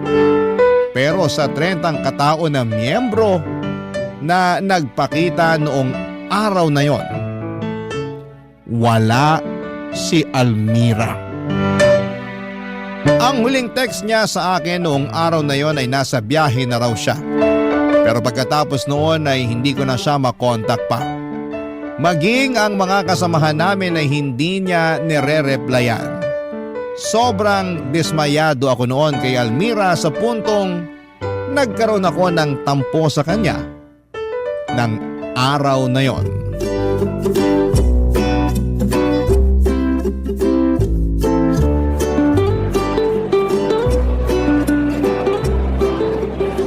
Saya pala ng mga ganong Grand Eyeball, no? Akala ko boring eh, kaya hindi ako interesado nung una. Mabuti na lang pala, last minute nagbago yung isip ko at sumama ako sa'yo. Wag mo muna akong kausapin. Bad trip ako ngayon. Oh, ano nangyari? Bakit ka naman bad trip? Hindi ako sinipot ni Almira. Ha? Hindi siya dumating? Nung nagkahiwalay tayo kanina, akala ko kikitain mo na siya. Yun dapat ang plano. May napag-usapan kaming meeting place para mas mauna kaming magkita. Dapat sabay kaming pupunta sa Eyeball. Kaya kita pinauna kanina. Kasi gusto kong ako yung maunang makakita sa kanya. Kaya naman pala hindi kita makita kanina eh. Akala ko naman, mas pinili niyong umalis na lang para mag-date sa labas. Buong araw, hinintay ko siya sa meeting place namin. Walang Almira na dumating. Pero bakit daw? Bakit hindi siya nakarating? Hindi ko alam. Hindi niya sinasagot mga tawag ko. Hindi siya nagre-reply sa mga text ko. Hindi kaya may nangyari sa kanya habang papunta dito? Ang sabihin mo, inindiyan niya ako. Pero bakit ka naman i-Indian nun? Eh ang tagal niyo ng plinana tong pagkikita niyo. Yun ang palaisipan sa akin hanggang ngayon. Kaya nga ako nababanas eh. Baka naman hindi pa siya ready. O kaya naunahan siya ng hiya kaya hindi na siya tumuloy. Kung ganun man ang nangyari, maiintindihan ko naman siya eh. Basta sabihin lang niya sa akin na hindi na siya matutuloy. Hindi yung pinaghintay pa niya ako buong araw para lang pala sa wala. Hindi ba siya nagsabi? Hindi, nakakainis nga eh. Text ako ng text sa kanya. Naubos na nga yung load ko kaka-text sa kanya. Hindi man lang siya nag-reply. Nako, mukhang in-Indian ka nga talaga. Hindi mo naman sinabi sa akin para sana nasamahan kita sa pag-aantay. Idadamay pa kita sa problema ko? Wag na. Yung Eyeball naman ang ipinunta mo eh, hindi si Almira. Pero syempre kaibigan kita. Gusto ko rin naman na samahan kita kapag may problema ka pinagdadaanan. Salamat, pero kaya ko namang harapin mag-isa yun eh. Hindi naman na ako bata para mangailangan ng kasama. Tsaka nakakahiya. Ano namang nakakahiya doon? Ang yabang-yabang ko magsalita tapos di rin naman pala ako sinipot. Doon ka pa talaga nahiya? Sanay na ako sa kayabangan mo kaya wag mo nang ikahiya yun. Pero hindi mo ba naisip? Paano kung nagpunta naman pala talaga siya? Anong ibig mong sabihin? Paano kung nakita ka na pala niya tapos na-realize niya na hindi ka niya type kaya hindi na siya nagpakita pa sa'yo? Hindi naman ako pangit eh. Alam ko naman yun. Ang pogi-pogi mo eh. Pero hindi rin naman natin hawak yung taste ni Almira. Paano kung iba pala tipo niya? Okay lang naman yun kung hindi niya gusto itsura ko. Pero sana naman sabihan niya ako. Para hindi niya ako pinaghintay na parang tanga. Hindi ko na tuloy nakilala yung ibang clanmates natin dahil sa kakaantay ko sa kanya. Hayaan mo. Balita ko may eyeball yata ulit sa susunod na buwan. Talaga? Oo, yun ang napag-usapan kanina bago umuwi. Sayang talaga. Kung alam ko lang sana na hindi nadadalo si Almira, nagpunta na lang sana ako sa inyo kanina. Ano ba kasing pumasok sa isip mo? Ba't mo siya inantay ng ganon katagal? Hindi mo man lang ba naisip na baka hindi na talaga siya tutuloy? Siyempre binigyan ko siya ng chance. Naisip ko na baka late lang siya o kung ano. Hindi ko naman alam na talagang hindi pala niya ako sisiputin. Antayin mo na lang kung anong paliwanag niya. Baka naman may maayos na rason kung bakit hindi siya nakapunta ngayon. Lawakan mo na lang muna yung pag-iisip mo. Yun ay kung papansinin pa niya ako. Hindi niya ako pinapansin eh. Paano mo naman nasabing hindi ka pinapansin? Baka naman nakapatay yung phone niya o baka wala siyang pang-reply sa'yo. Nagre-ring yung phone niya kanina. Ibig sabihin hindi siya lobat o anuman. Ibig sabihin nababasa niya yung mga text ko sa kanya. Ayaw lang niya akong pansinin. Ganito na lang gawin mo. Pagka uwi mo, magpalamig ka muna ng ulo. Tsaka mo siya i-text ulit. Alamin mo muna kung bakit hindi ka niya sinipot. Tsaka ka mag-decide kung anong gagawin mo sa kanya. Bahala na. Yun ang gawin mo. Gusto mo kumain muna tayo bago tayo umuwi? Napagod ako sa eyeball eh. Ginutom ako. O sige, tara. Baka sakaling mawala tong inis ko. Kinabukasan, Papa Dudut, ay isang mahabang text message ang pinadala sa akin ni Almira. Sa sobrang haba nito ay nahati pa ang text sa 3 long message dahil limitado lang ang bilang ng salita na pwedeng ipadala sa text noon. Nagsimula si Almira sa paghingi ng tawa dahil hindi siya nakadalo sa eyeball na ilang linggo ring naming inabangan. Saka siya nagpaliwanag na hindi raw siya nakapunta dahil nagkaroon ng emergency sa bahay nila. Isinukod sa paggamutan ng nanay niya dahil bumaba raw ang sugar level nito at buntik nang mapahamak ang kanyang buhay. Ang galit na naramdaman ko noon ay biglang napalitan ng pag-aalala. Agad ko rin naman siyang pinatawad sa ginawa niyang pang-Indian sa akin dahil naintindihan ko naman na mas mahalaga ang pamilya kesa sa pagkikita naming dalawa. Marami pa naman kaming pagkakataon para magkita uli kaya hindi ko na lamang ito masyadong dinibdib. Sa halip ay nangako sa akin si Almira na babawi na lamang siya sa akin sa mga susunod na araw. Sa katunayan, siya mismo ang nag-set ng bagong araw ng pagkikita namin. Ilang araw ang hinintay ko para sa pagkikita namin ni Almira. Hindi na nga ako makapag-focus sa mga ginawa ko noon dahil sobrang excited ako sa meet-up naming dalawa. Ang dami kong planong gawin sa kanya kapag nagkita na kami, Papa Dudut. Kaso nga lang, nang dumating ang araw ng paghaharap naming dalawa ng girlfriend ko, ay nadismaya lamang ako, Papa Dudut. Ang lahat ng expectation ko ay parang tubig na nag-flush sa toilet nung nakita ko na ang babaeng nagngangalang Almira na naging girlfriend ko ng ilang buwan, Papa Dudut. Barangay Love Stories. Barangay Love Stories. Papa Dudut, sa isang mall sa Parañaque kami nag-decide na magkita ni Almira. Siya mismo ang pumili ng lugar na yon kaya pinagbigyan ko siya.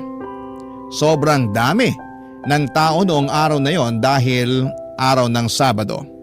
Ang malala ay nagloloko pa ang network provider ko noong araw na yon. Hindi ako makapag-register ng only calls at text kaya limitado lang ang text na naipapadala ko kay Almira habang hinihintay ko siya dahil baka maubusan ako ng pang-contact sa kanya. Noong araw na yon ay sobrang lakas ng kabog ng dibdib ko dahil matagal ng panahon kong hinihintay ang pagkikita naming dalawa. Sa huling text niya sa akin ay nakasuot daw siya ng itim na t-shirt at pantalon. Halos suyurin ko na ang buong mall para lamang maghanap ng babaeng nakaitim at nakapantalon. May punto pa nga noong isang babae ang nilapitan ko dahil saktong siyang iniisip kong itsura ni Almira. Kaso napahiya lamang ako dahil hindi pala siya si Almira, Papa Dudut. Mahigit 2 oras na akong naghihintay noon nang bigla-bigla ay tumigil na naman sa pagbibigay ng update sa akin si Almira. Nang mga oras na yon ay nagsimula na ako magkaroon ng hinala. Ganon na ganon kasi ang ginawa niya sa akin noong eyeball. Bigla na lang siyang tumigil sa pagre-reply. Pakiramdam ko ay hindi na naman niya ako sisiputin. Pero kahit na ganoon ay nagantay pa rin ako ng ilang oras hanggang sa bigla itong nag-text sa akin at nagsabing nasa mall na siya. Papa Dudut, biglang bumilis ang tibok ng puso ko. Habang excited na hinahanap si Almira, ay biglang dumating si Ronnie at mas nauna kong nakita kesa kay Almira, Papa Dudut.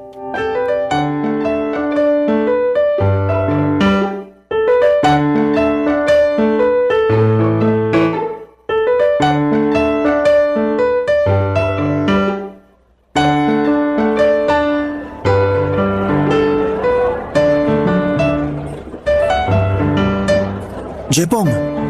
Oh, Ronnie, anong ginagawa mo rito? May dinaanan lang ako. Naghahanap kasi ako ng bagong sapatos kaya nagpunta ako rito sa mall. Ganun ba? Buti naman nakita mo ako sa dami ng tao ngayon dito sa mall. Sakto nga eh. Ano bang ginagawa mo rito? May kasama ka ba? Dito kami magkikita ni Almira. Ngayon yung meet up naming dalawa. Sigurado ka na ba dyan? Baka mamaya hindi ka na naman siputin nun ha? Totoo na to. Alam kong hindi na mauulit yung nangyari noon.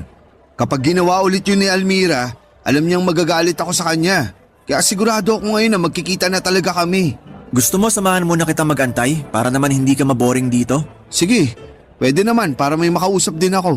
Sige, maupo na ako rito.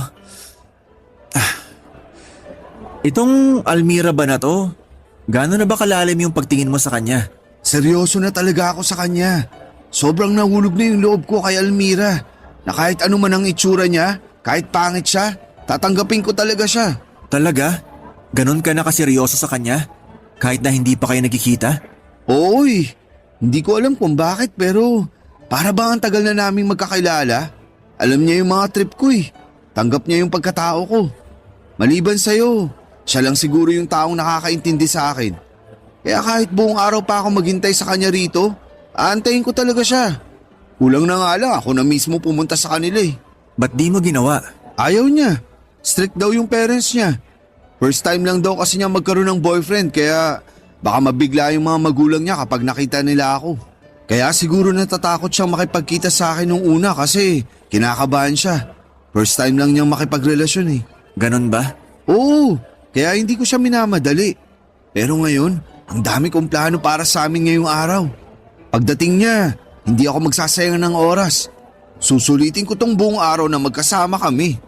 Jepong, may sasabihin sana ako sa'yo. Ano yun? Paano kung hindi pala totoo si Almira? Ha? Anong hindi totoo? Ano yun? Multo siya, ganon? Sorry. Oh, bakit ka naman nagsusorry sa akin? May nagawa ka bang kasalanan? Huwag ka sanang magagalit sa akin pero Pero ano? Ano yun? yung kausap mong Almira, ako yun. Ha? Paano ikaw yun? Okay ka lang? Anong tinira mo ngayon? May dalawa akong SIM card. Yung isa, yun ang gamit kong pang text sa'yo bilang Almira. Teka lang. Sinasabi mo na ikaw si Almira? Ikaw yung ka-text ko? Ibig mo sabihin, wala talagang Almira? Oo, ganun na nga. Sorry, alam kong mali yung ginawa ko pero… Seryoso ka ba? Ikaw yung kausap ko ng ilang buwan? Ikaw yung nakaka-text ko gabi-gabi na pinagsasabihan ko ng mga sikreto ko? Ako nga, pasensya ka na kung… Anong trip mo? Bakit mo ginawa yun sa akin? Gusto ko lang naman na mas makilala pa kita eh. Makilala? Matagal na tayong magkaibigan. Ano pang gusto mong malaman sa akin? Tsaka bakit kailangan mo pang magpanggap na babae para lang kilalanin ako? Gusto mo akong kilalanin tapos solokohin mo ako? Ano yun? Hindi ko naman kasi alam na mauuwi yun sa ganito kaseryosong sitwasyon eh. Hindi ko naman alam na mahuhulog ka sa ka-text mo lang. Ginawa mo akong tanga. Anong klaseng kaibigan ka? Inuto mo ako na may kausap akong Almira tapos ngayon ka lang magsasabi ng totoo? Langya, ilang buwan yun, Ronnie? Ilang buwan mo akong ginagago? Masaya ka ba sa ginawa mo? Masaya ka ba na para akong asong nauulol sa taong gawa-gawa mo lang pala? Siyempre hindi. Pero bakit mo ginawa yun? Hindi ko maintindihan. Hindi talaga. Bakit kailangan mo pang magpanggap? Bakit kailangan mo pa akong gawing tanga? Walang sense eh. Para saan yung ginawa mong yun? Sorry talaga. Ang galing mo, grabe. Best actress kang ugok ka. Nung tinawagan ko si Almira, sino yung babaeng nakausap ko sa cellphone? Katrabaho ko yun. Kinakonsyaba ko siya na sagutin yung tawag mo kung sakaling tawagan mo si Almira. Iniwan ko sa kanya yung SIM card na gamit ko. At naganap ka pa talaga ng kasabwat sa panluloko nyo sa akin? Galing! Pasalamat ka, kaibigan pa rin ang turing ko sa'yo ngayon. Kung hindi, kanina ko pa nasapak yung pagmumukha mo. Jepong! Antanan mo ako, buwisit ka. Makalis na nga. Huwag mong ipapakita yung pagmumukha mo sa akin. Bubugbugin talaga kita kapag nakita ulit kita. Jepong, sandali lang! Hindi ko alam kung bakit nagawa sa akin ni Ronnie ang bagay na yon. Okay lang sana kung isang araw lang ang tinagal ng panlolokong yon, pero ilang buwan siyang nagpanggap na si Almira para lang gawin akong tanga. Pinaasa niya ako. Pinaibig niya ako sa isang taong hindi naman pala totoo. Sobrang galit ang naramdaman ko kay Ronnie ng panahong yon. Ilang araw ko siyang hindi pinansin kahit makailang beses niya akong tinext at tinatawagan. Sinubukan din niya akong puntahan sa bahay pero ayaw ko siyang harapin dahil baka kung ano pa ang magawa ko dahil sa sobrang galit ko sa kanya. Pakiramdam ko noon ay para kong bata na pinaikot lamang ni Ronnie. Hindi ko maisip kung anong klaseng trip ang gusto niyang gawin at kung ano man ang rason niya ay hindi yon nakakatuwa. Dahil sa nangyari ay umalis ako sa clan namin at dinilit ko na lahat ng contact ng clanmates ko na nakasave sa cellphone ko para matahimik ito mula sa kakatunog. Nakatulong ang ginawa kong yon para makalimot ako sa ginawang panloloko sa akin ni Ronnie. Nakakainis mang isipin, Papa Dudut, na sobrang dali kong nahulog sa ganong klaseng panloloko. Kung iisipin, ilang beses na akong hindi sinipot noon ni Almira, ayaw din niyang tinatawagan ko siya. Doon pa lang dapat ay nagkaroon na ako ng hinala. Pero dahil sa pag-ibig ay nabulag ako. Kaya madaling nauto ang puso ko. Pagkalipas ng ilang linggo ay hindi namin pagkikita at pag-uusap ni Ronnie ay nagpumilit siya pumunta sa bahay para personal na humingi ng tawad. Pero noong hindi ko siya kinita ay naghintay siya sa labas ng bahay hanggang sa nakakita siya ng pagkakataon na makausap ako ng masinsinan.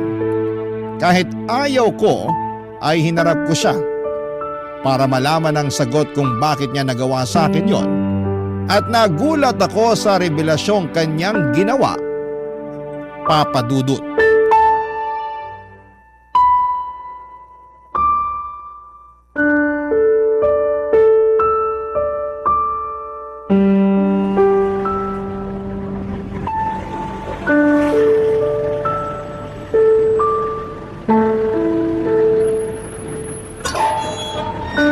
Jepong, Hanggang ngayon, nandito ka pa rin? Ibang klase. Ang tibay mo rin ah. kausapin mo naman ako. Hindi ba sabi ko sa'yo huwag mo nang ipapakita yung pagmumukha mo sa akin? Kailangan kita makausap para makapagpaliwanag ako sa nagawa ko. Pagkatapos ng ginawa mo sa akin, umaasa ka pa nakakausapin kita? Hindi mo na kailangang magpaliwanag. Ano mang paliwanag ang gawin mo, hindi na maaalis tong galit na nararamdaman ko sa'yo. Sige na, kahit ngayon lang. Ano pa bang sasabihin mo? Ipapamukha mo ulit sa akin na binilog mo ang ulo ko? Gusto mong palabasin na uto-uto ako? Na sobrang desperado ko kung sino-sinong pinapatulan ko? Hindi. Hindi yun ang dahilan kung bakit kita gusto makausap. Eh ano? Ano pa bang gusto mong sabihin sa akin? Hindi mo na kailangang maghugas kamay pa. Kasi kahit sabunin pa kita, hindi mo na malilinis ang pangalan mo. Hindi ko naman ginusto na mauwi ang lahat sa ganito eh. Ano sa tingin mo mangyayari pagkatapos ng ginawa mo? Na manatili tayong magkaibigan? Hindi na mangyayari yun. Sinira mo na yung tiwala ko sa'yo. Ikaw yung kaisa-isang kaibigan ko. Takbuhan ko kapag may problema ako. Tapos ganito lang yung gagawin mo sa pagkakaibigan natin? Sana inisip mo man lang yung kahihinatnan sa ginawa mong panluloko. Hindi kita gustong lokohin. Eh anong tawag sa ginawa mo sa akin? Trip lang?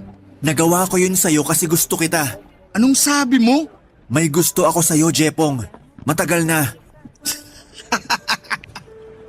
Ano na naman to? Hindi mo na ako maluloko, Ronnie. Oo, hindi ako matalinong tao. Pero alam ko kapag ginagago na ako. Maghanap ka ng ibang mapagtitripan. Hindi ako. Seryoso ako. Gusto kita, Jepong. Anong gusto mong palabasin? Na bakla ka? Teka lang, wag mo naman masyadong ipagsigawan. Baka marinig tayo ng iba. Wala pang nakakaalam nito. Ngayon nagpapanggap kang bakla para lang mapatawad kita. Ibang klase ka rin talaga. Hindi ako nagpapanggap. Totoo tong nararamdaman ko sa'yo. May gusto ako sa'yo, Jepong. Noon pa man, nung unang araw pa lang tayong nagkakilala, crush na kita. May iya ka nga sa pinagsasasabi mo. Nakakadiri ka. Ba't ka naman magkakagusto sa akin pareho tayong lalaki. Hindi mo pa ba nagigets? Hindi ako nagkakagusto sa babae. Lalaki ang gusto ko. So bakla ka nga. Oo.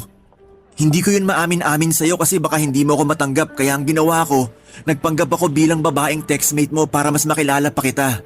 Para masabi ko sa'yo kung ano yung totoong nararamdaman ko. Straight ako. Hindi ako pumapatol sa lalaki. Kilabutan ka nga sa mga pinagsasasabi mo. Hindi ako magkakagusto sa'yo, Ronnie. At kahit magpanggap ka man na babae, hindi ako papatol sa tulad mo. Nakakahiya ka. Oo, alam ko. Pasensya ka na sa nagawa ko. Alam ko naman na hindi maganda yung ginawa ko kaya sana mapatawad mo ko. Ang lala mo, sarap mo murahin. Sige, murahin mo ako kung yun ang gusto mo. Basta mapatawad mo lang ako. Marami akong gustong gawin sa'yo, pero hindi kasama dun ang patawarin ka. Siguro darating din yung araw na mapapatawad kita. Pero huwag ka nang umasang makakalimutan ko yung ginawa mo sa akin. Pinahiya mo ko. Habang buhay na yun nakatatak sa utak ko. Okay lang yun. Kahit hindi mo ako mapatawad, gusto ko pa rin mag-sorry sa ginawa ko. Sana balang araw, bumalik tayo sa dati. Sana dumating yung araw na makalimutan na lang natin yung nangyari. Hindi na tayo babalik sa dati. Nagbago na yung pagtingin ko sa'yo. Wala na akong tiwala sa tulad mo. Sorry talaga. Kung sa ganito lang din mauuwi yung pagkakaibigan natin, pwede bang atin-atin na lang yung nalaman mo? Sana wag nang makalabas to. Sa'yo ko lang sinabi tong sikreto kong to. Wala pang nakakaalam nito kaya sana wag mo na lang ipagsabi yung nangyari. Aalis na ako. Kung wala ka nang ibang sasabihin pa, maiwan na kita dyan. Sayang oras ko sa'yo. Teka, Jepong, sandali. Please. Pagkatapos ng ginawa mo sa akin, wala kang karapatang humingi ng pabor sa akin.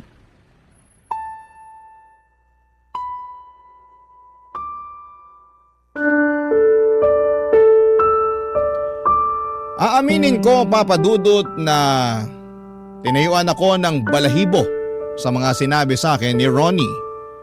Sa tagal ng pagkakaibigan naming dalawa ay hindi ko naisip na meron para siyang lihim na pagtingin para sa akin. Hindi ako bakla at kailanman tanging kaibigan lang ang tingin ko sa kanya. Hindi ako nagkaroon ng interest o anumang pagtingin para sa kanya. Dahil sa mga sinabi niya ay nilayo ko na lamang ang sarili ko sa kanya, Papa Dudut. Doon din ay tinapos ko na ang pagkakaibigan namin ni Ronnie dahil hindi na ako komportableng makasama siya. Lalo na't alam ko na kung ano ang totoong pagtingin niya para sa akin. Alam ko pong hindi maganda ang ginawa kong yon pero bata lang ako noon at hindi pa malawak ang pag-iisip. Ang masaklap ay may nagawa pa akong kasalanan sa kanya dahil sa halip na isekreto ko ang mga nalaman ko kay Ronnie ay pinagkalat ko pa ito. Hindi lang sa amin kundi pati na rin sa mga kakilala namin. Nagalit sa akin si Ronnie sa ginawa ko at naiintindihan ko kung bakit. Simula noon ay nag-iwasan na kaming dalawa hanggang sa nawala na ako ng balita sa kanya. Ni hindi ko man lang nabalitaan na lumapit na pala siya noon or lumipat na siya noon ng tirahan dahil sa kahihiyan. Hindi ko alam kung hanggang ngayon ay kinakasuklaman pa rin ako ni Ronnie dahil sa mga ginawa ko.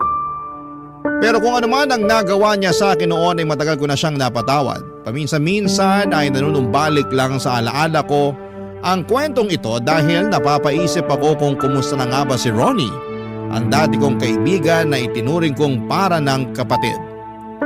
Kung sakali mang mapakinggan ni Ronnie ang kwento kong ito naway sanay nasa mabuti siyang kalagayan ngayon. at masaya na sa sarili niyang buhay. Dito na po nagtatapos ang kwento ko at maraming salamat po sa inyo. More blessings po sa inyong programa at pa-shoutout na rin po sa mga dati kong clanmates noong 2009. Ang inyong forever kapuso at kabarangay, Jepong aka Emo Punk 57.